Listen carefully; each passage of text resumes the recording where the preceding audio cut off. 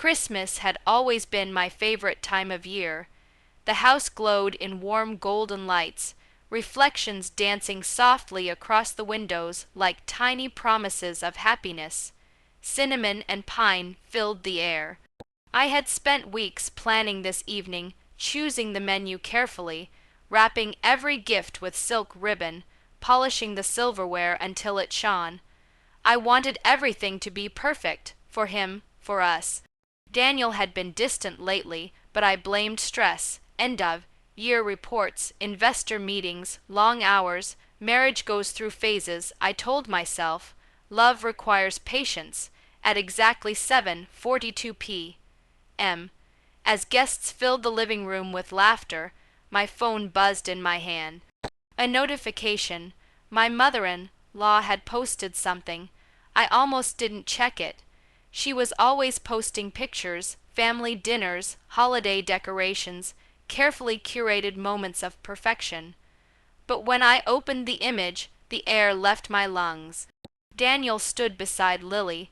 Lily, the new hire I personally interviewed, the girl I had mentored, the one I had defended when others said she was inexperienced. She was wrapped in Daniel's coat. His hand rested on her waist. Not casually, not professionally, intimately. The Christmas tree glowed behind them like a witness. The caption underneath the photo read, "So happy my son finally found someone who truly understands him. Christmas blessings finally." The word echoed in my head like a gunshot. The comments were worse.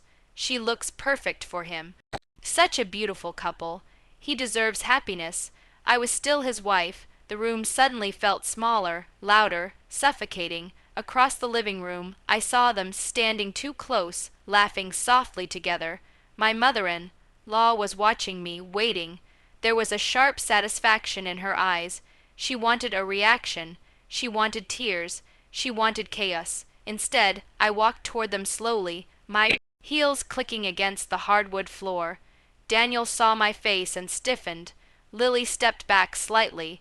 "Oh, sweetheart," my mother-in-law said in a syrupy tone, "have you seen the post?"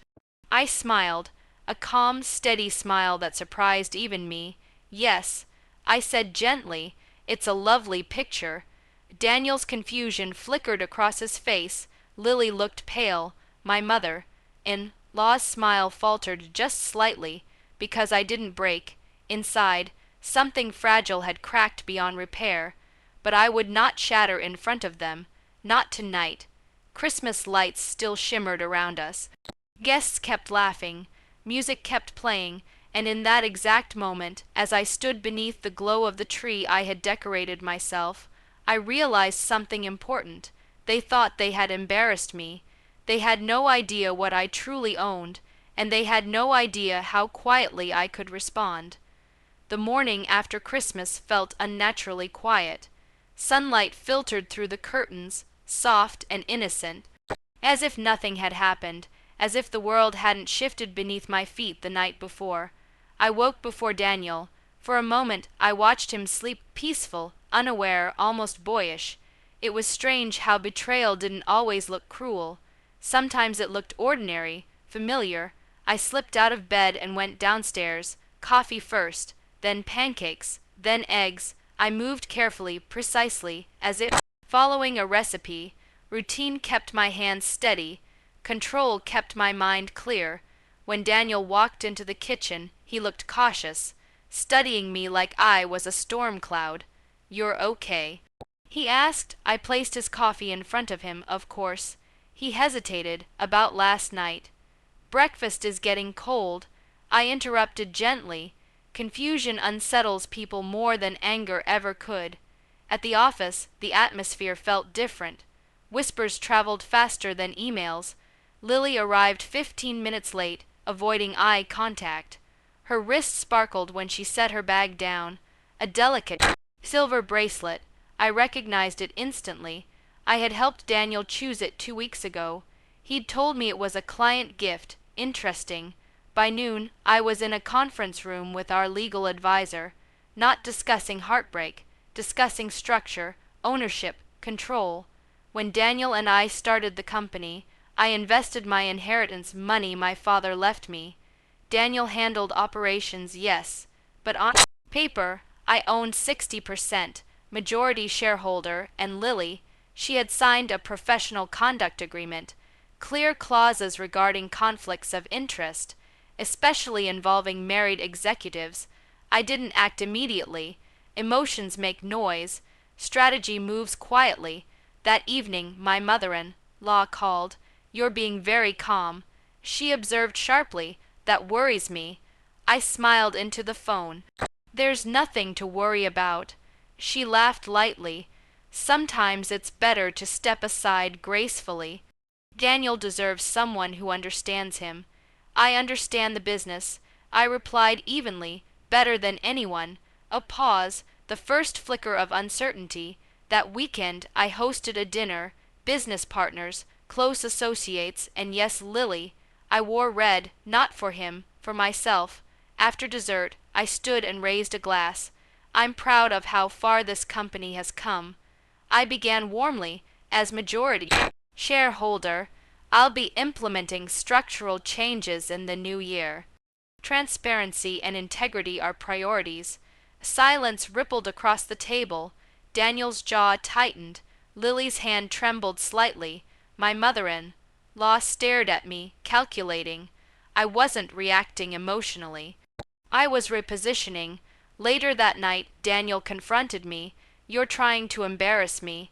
I met his eyes calmly. "No," I said, "you did that yourself." For the first time, I saw something new in his expression. Not anger, not arrogance, fear, and that told me everything I needed to know. The ashes of humiliation were still warm, but I wasn't burning. I was rebuilding. January arrived with a sharp, unforgiving cold. It felt fitting. On the third morning of the new year, Lily was called into my office at 9:00 a.m. sharp. I made sure the timing was precise. Order matters when emotions threaten to unravel things. She walked in looking pale, clutching a folder to her chest like armor. Her confidence from Christmas was gone. In its place was something fragile. "Have a seat," I said gently. She didn't. "I know why I'm here," she whispered. I folded my hands neatly on the desk. "Then this won't take long." Her file was already open. Signed documents, conduct agreements, company policies, black and white words that left no room for interpretation. "You violated the professional conduct clause." I continued calmly. "A relationship with a married executive creates conflict of interest and reputational risk." Tears welled in her eyes. "I love him." It wasn't defiance, it was desperation. I held her gaze steadily. "That's personal. This is business." She tried again. "He said he was unhappy." I didn't flinch. Unhappiness does not nullify contracts. The security team escorted her out quietly within the hour. No scene, no shouting, just paperwork and final signatures. The office buzzed later, but not with gossip, with uncertainty. Leadership changes were coming. Everyone could feel it. Daniel stormed into my office just before lunch.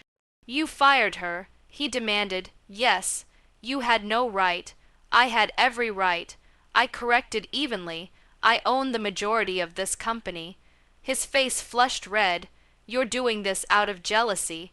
That word. Jealousy, as if professionalism and dignity were emotional reactions. "I'm doing this because actions have consequences." I replied. He paced the room, running a hand through his hair. "You're destroying everything we built." I stood slowly, meeting him at eye level. "No," I said softly, "I'm protecting what I built." That was when he understood. This wasn't a fight between husband and wife. This was a restructuring. 2 weeks later, I filed for divorce, quietly, efficiently, with the same calm I'd maintained since Christmas night. The house was legally mine, purchased with my inheritance. The company majority remained mine. Daniel would receive a fair settlement because I am not vindictive. But I am finished. When he received the papers, he looked stunned. You're serious. I've never been clearer. My mother-in-law called screaming accusations. You ruined his future. No, I answered calmly. He made choices. I enforced boundaries. Daniel tried once more. Apologies, regret, claims that Lily meant nothing. But betrayal isn't an accident. It's a decision made in comfort, assuming forgiveness will follow. He assumed wrong. The fall wasn't dramatic. It wasn't loud. It was quiet, structured, legal, final, and for the first time in weeks I slept peacefully. Spring arrived softly, almost apologetically. The house felt different without Daniel's footsteps echoing through it. At first, the silence was heavy, like walking through rooms filled with ghosts. But slowly, the quiet transformed into something else. Peace. I opened the windows wide, letting fresh air sweep through every corner. I changed the curtains, repainted the bedroom in a lighter shade, rearranged the furniture. It wasn't just redecorating, it was reclaiming. Every item I moved felt symbolic, a reminder that this space had always been mine. Purchased with my inheritance, maintained with my effort, decorated with my care, I had mistaken shared living for shared ownership. I would never make that mistake again. At the office, leadership restructuring went smoothly. Investors responded positively to stability. Productivity increased. Without distraction, the company began thriving in ways it hadn't in years. Respect replaced whispers. Confidence replaced tension. One afternoon, I came across that Christmas photo again. Someone had reposted it online, probably unaware of how much had changed since it was taken. The caption remained the same, but the comments were different now. Didn't he lose his position? Isn't that her company? What happened to them? Narratives shift when truth surfaces. Daniel had moved into a small apartment across town. I heard through mutual acquaintances that business had become difficult for him without the authority he once leaned on. My mother-in-law had gone strangely silent on social media. No more glowing captions, no more Christmas blessings. As for Lily, she left the industry quietly. Reputation travels fast in professional circles. And me, I grew, not colder, not crueler, stronger. One evening, as I stood in the living room watching the sunset paint golden streaks across the walls, I realized something profound. The sweetest revenge is not destruction. It's elevation. I didn't scream publicly. I didn't expose private messages. I didn't seek humiliation. I simply enforced contracts. I enforced boundaries. I enforced respect. The Christmas photo that was meant to embarrass me became evidence, proof of who they were, and proof of who I refused to remain. This year, when December returns, I will decorate the tree again, but differently. There will be no performance, no forced laughter, no pretending, just authenticity, because the greatest thing I took back wasn't the house. It wasn't the company. It wasn't even my financial security. It was myself, my dignity, my clarity, and my power to walk away without breaking. They thought they had replaced me. Instead, they revealed me. And that has made all the difference.